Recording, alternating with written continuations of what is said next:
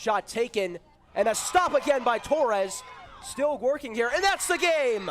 It was a must-win, and the Owls did just that. An overtime thriller puts Temple into the postseason. No, I think it's a great question, Josh. I think the best thing is everybody's new, and we've talked about that. I'm new. They're all new to what we're trying to do. So, we talked about from the beginning. We have 14 guys on the team, and right now there's 0 starters. Well, he better find some starters before Monday. Head coach Adam Fisher talked about his upcoming season at Media Day. Plus, football's leader is back under center for the Owls. E.J. Warner is set to return this weekend against Navy. It's all coming up next on OwlSports Update, live right now.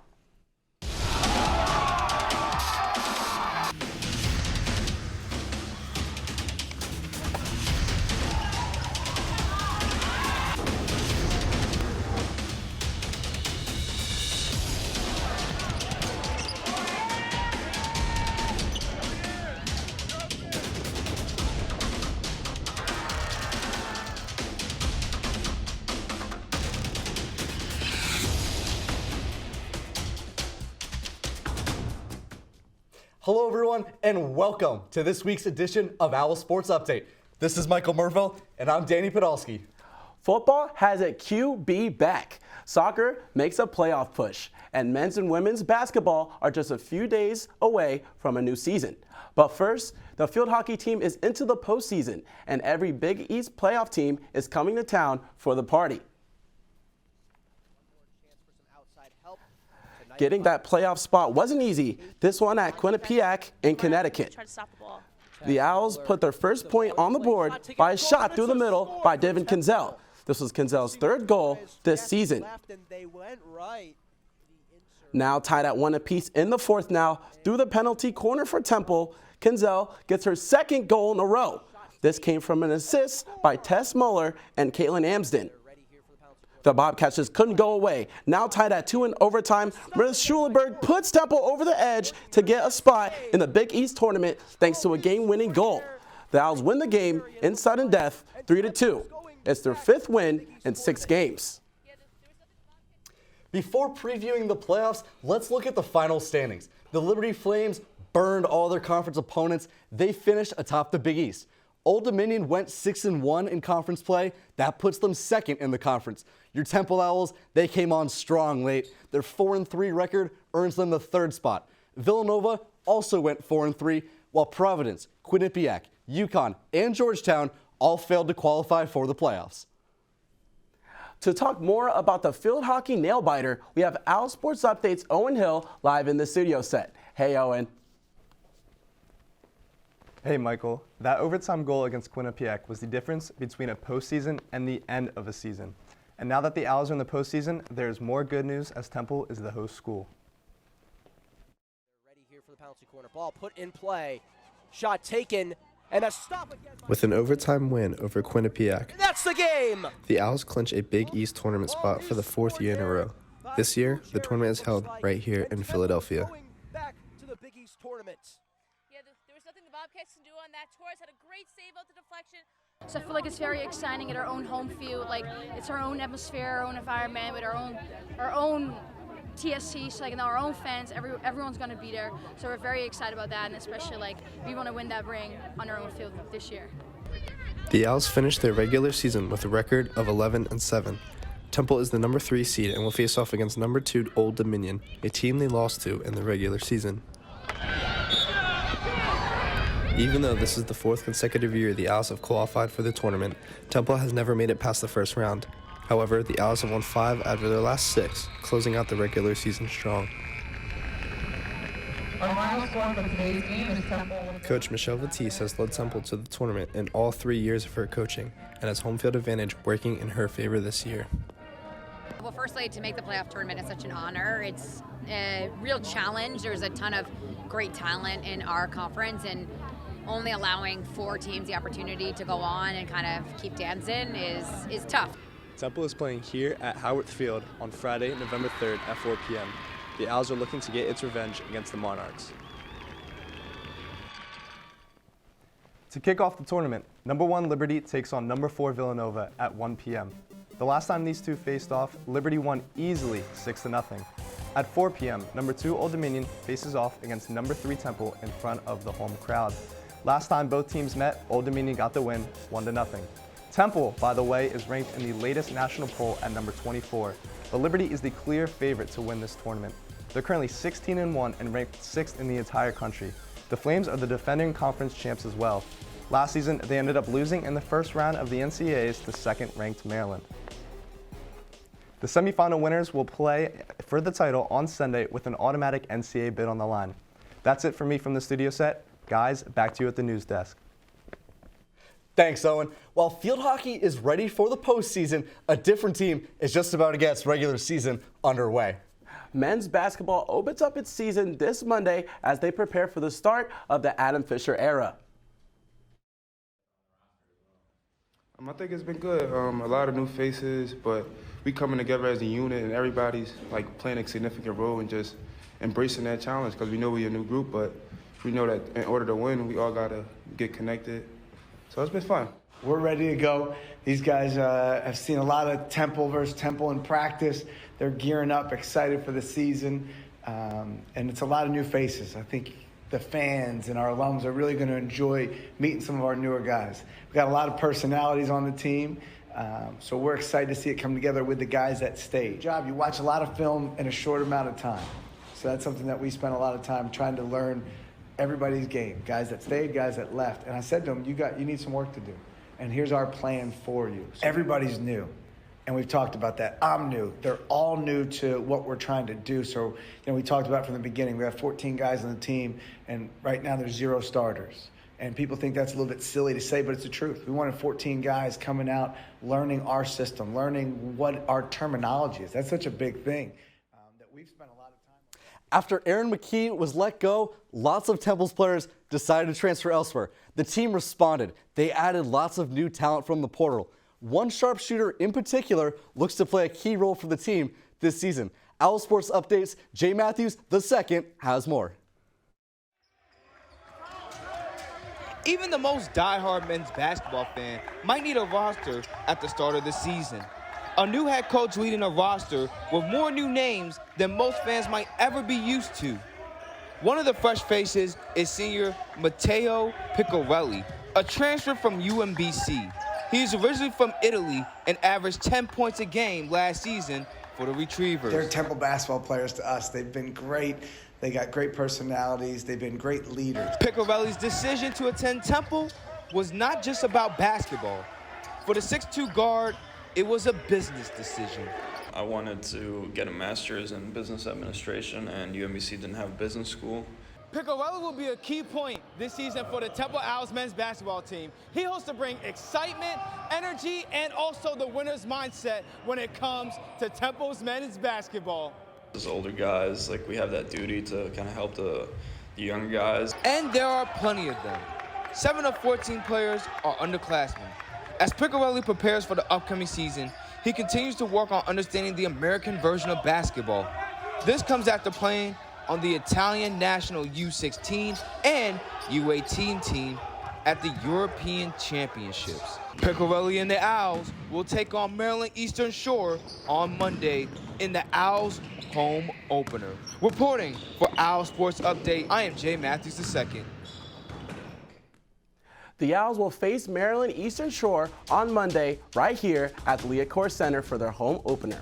The Owls will look to rebound this season after falling to Cincinnati last season in the quarterfinals of the AAC tournament.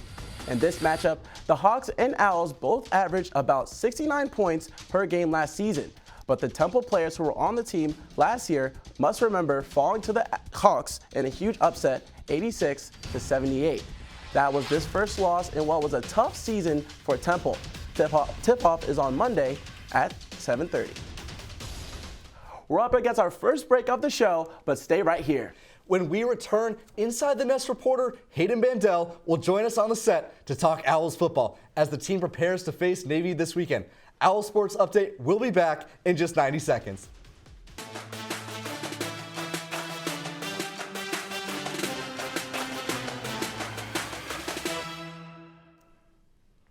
Some good news for Temple football. We got word this week from Stan Drain that E.J. Warner will be back in uniform this Saturday versus Navy. He missed the last 2 games, stuck in concussion protocol. For more insight on Temple's upcoming matchup against Navy, Inside the Nest reporter Hayden Bandel joins us at the desk. Thanks for joining us, Hayden. Thanks for having me, guys. I'll start off with the obvious question, and that surrounds E.J. Warner. It's no secret, with Quincy Patterson and later Forrest Brock under center, the team struggled mightily. Hayden, can you put into words just how crucial it is for this offense to get E.J. Warner back? Yeah, obviously E.J. Warner coming back, the offense is going to operate a lot better than it did with Quincy Patterson for 6 quarters and Forrest Brock for the last 2 quarters. But I don't think it changes anything in terms of wins and losses for this team. Even when E.J. Warner was playing this season, in all of Temple's losses, they still lost by multiple possessions. We also have to look at the run game. Temple is only averaging 101 rushing yards per game this season, and they've only had 70 rushing yards more than 2 times this season, where they actually had 200 rushing yards plus in those 2 games against Norfolk State, who is allowing over 200 yards per game this season. That's bottom 10 in the FCS, and also against North Texas, who is the worst in that category in terms of yards per game in the FBS.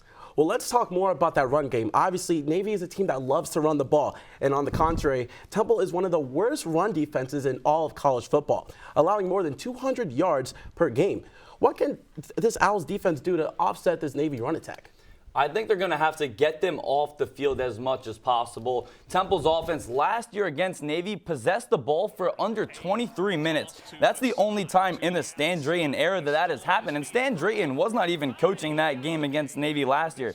But that's going to put a lot of pressure on E.J. Warner and the offense. They have to make sure that every drive counts even more than they usually do because they're not going to have the ball as much. And remember, E.J. Warner is going to be a little bit rusty. Come Saturday, it's going to be his first game in exactly 1 month. With 4 games left in the season, Temple's schedule is not going to let up in the slightest. South Florida, UAB, Memphis, they're all on deck to close out the season. Is it fair to say that this matchup with Navy is their best chance at avoiding going winless in conference play? I think it is their best shot at winning a game in conference play this season. I don't think it is going to happen, but because of how bad Navy's offense is, allowing or only getting 304 yards per game this season on the offensive end, that's second worst in the conference. I think it'll be Temple's best shot. I don't know if they will do it, though, but I think it's their best shot at getting a win this year. Warner will be back on Saturday, and the Owls will look for their first win in conference play and their first win behind a 5-game losing streak. This game is at home against Navy. On Navy's side, the midshipmen wish to bounce back after a 17-6 loss to nationally ranked Air Force. Both teams will face off on Saturday at 2 o'clock on ESPN+. Temple women's soccer is in search of a new head coach after the team announced on Wednesday that Nick Bouquet will not be back next season. Bouquet leaves the program after the team posted a rough 2-13-3 record this season. Under Bouquet, the team went 12-37-11. That included 20 consecutive losses in conference play across 3 seasons. Temple men's soccer needing a win on Friday versus Tulsa to keep its postseason hopes alive. Early on, Juan Zepeda gets the scoring going for Temple as he puts this shot bottom right past the diving goalie. Time running down the first half, and Tulsa gets one back as Sergio Baena blasts a rocket past the Temple keeper to tie it up. However, the Owls came out howling in the second half. Early in the second, Felix Ewald puts the Owls up 2-1. That was one of 2 goals for him on the night. The Owls explode on offense in the second half, tallying 4 goals in the frame. Temple gets the win on senior night. Final score, Temple 5, Tulsa 1. The Owls needed one more win, but it failed to do so on Wednesday with a loss to nationally ranked SMU 2-1. Xavier Whitbell gives the Owls their first goal, but not without 4 key saves from goalkeeper Andrew Kemp. Temple ends the season with a 3-8-4 record, earning 2 wins in conference play. That's good for second place, just 1 point shy of making the postseason. It's time to get ready for our second break. On the other side, we'll take a look at Temple volleyball. With one player hitting a milestone, she's killing it on the stat sheet. And I'm Kylie Oconnor, live at the Liacouras Center. Let's talk about basketball. Cherry and White Knight gave fans a first glimpse of what this upcoming season will be. I'll have more of that for you when OwlSports Update returns. Welcome back. While Temple's basketball season doesn't begin until Monday, we finally saw both teams take the court for Cherry and White Knight last Thursday. OwlSports Update's Kylie Oconnor was in attendance and is live at the Liacouras Center with insight. Hi, Kylie. Yes, guys, this night had a lot to offer. Not only were the men's and women's team here, but friends, family, and fans all showed out to show support for their Owls for this upcoming season.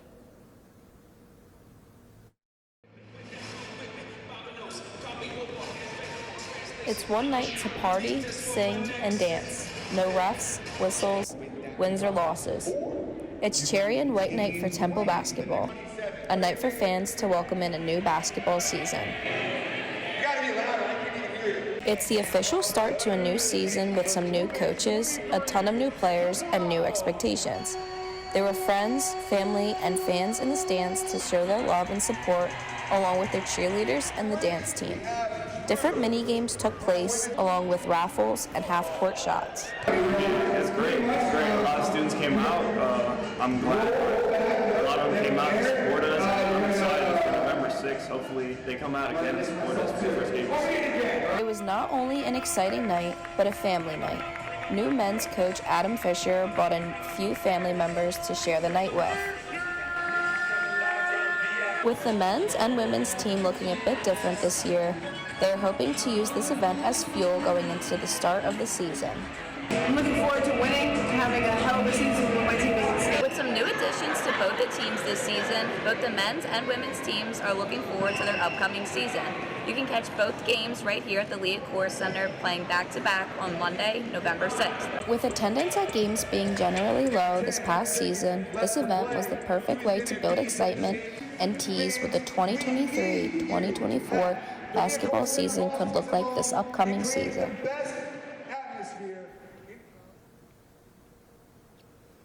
Both teams will be having their games here at the Liacouras Center this upcoming Monday. First at 4 o'clock, the women's will be playing Delaware State. Second, men's will be playing Maryland Eastern Shore at 7:30. Reporting live from the Liacouras Center, I'm Kylie Oconnor. Guys, it's back to you at the desk.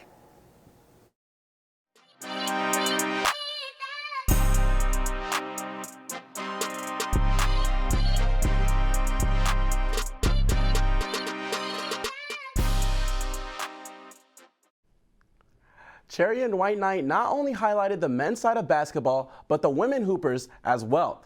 This season will feature second year of the Diane Richardson era.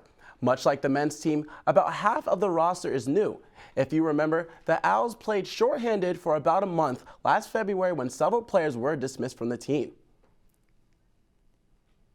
And of those 15 players, we have depth.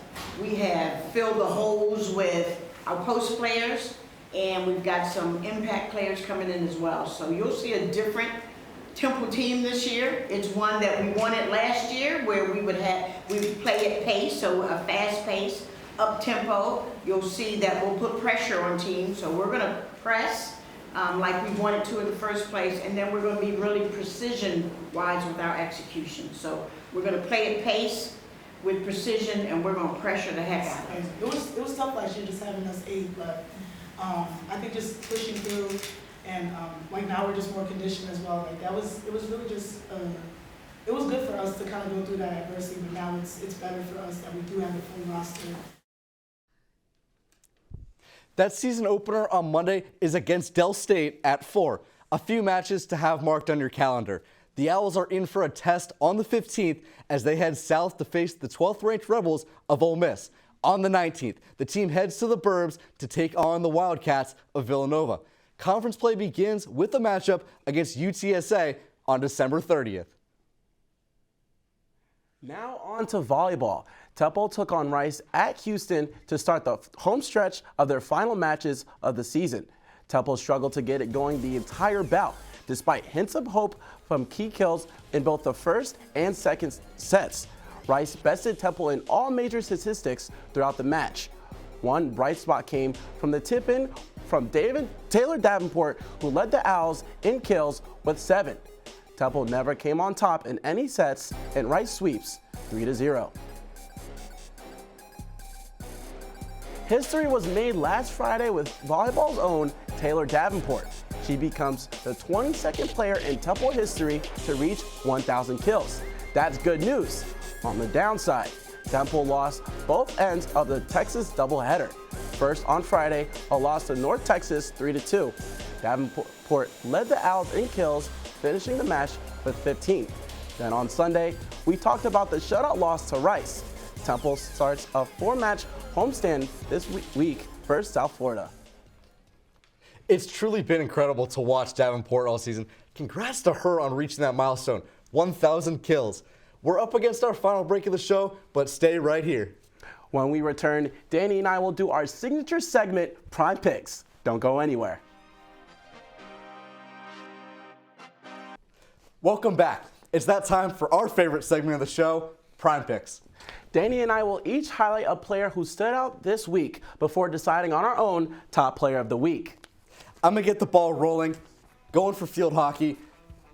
Tess Muller was a rock star down the stretch this season, and it continued last week for the Owls. Against Quinnipiac, she picked up multiple assists, setting up her teammates in the playoff clinching W in their season finale.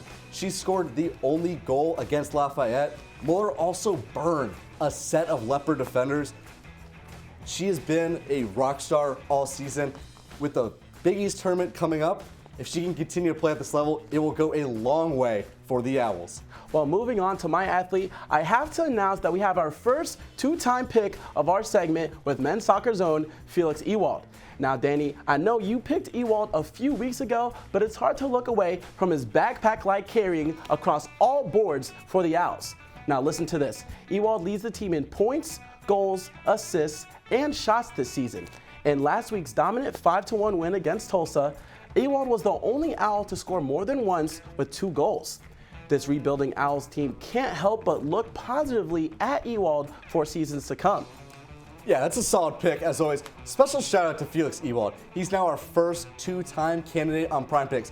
However, I'm going back to field hockey. Mikey and I both agreed our top pick of the week had to be Mirth Schulenberg. Let's be honest, she was a lock to win this award after she scored the game-winning goal in OT against Quinnipiac. That clinched a playoff berth for the Owls. The 5'5" gritty senior has been a leader all season, and it was incredible to see the Owls get rewarded for her actions with that game-winning goal.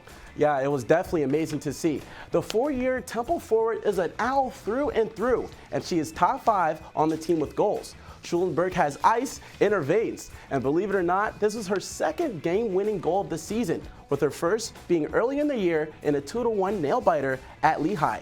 Schulenberg will be one to keep a close eye on in close games as the Owls move toward the Big East tournament. That will do it for this week's edition of Prime Picks. Make sure to join us once again on November 16th when Mikey and I will have our Prime Picks once again. That's also going to do it for this week's show. We hope everyone had a safe Halloween. This is Danny Podolsky. I am Michael Mirville. On behalf of the studio set, thank you for watching.